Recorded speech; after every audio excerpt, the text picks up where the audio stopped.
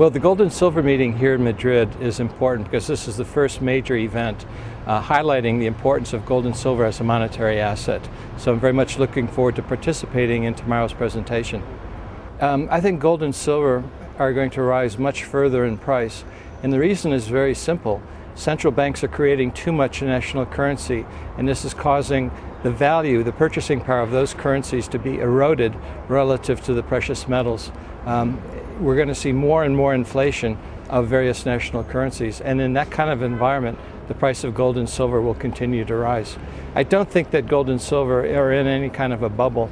If you look at all of the valuations of gold and silver on a historical basis in terms of purchasing power, comparison to various national currencies, inflation-adjusted purchasing power, gold and silver are still relatively good value, despite the fact that they've done so well this decade. Gold is up 8 years in a row against the US dollar and has appreciated 16.3% per annum on average against the US dollar. Well, you know, a lot of people say that we're in a deflationary environment because they look at the price of houses coming down, the price of real estate coming down. But what that is, it's not really deflation, it's wealth destruction. You know, it's overvalued financial assets are now coming back to a more realistic price. But the interesting thing is that we're measuring that decline in wealth. We're measuring that wealth destruction with a currency that's being ever inflated.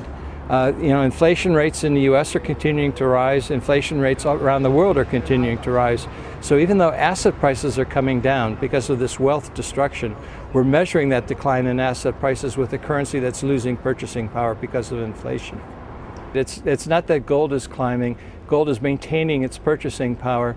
And as an example, an ounce of gold today purchases the same amount of crude oil it did 10 years ago, 20 years ago, 30 years ago, 40 years ago. The price of crude oil is not rising. It's the purchasing power of national currencies is declining.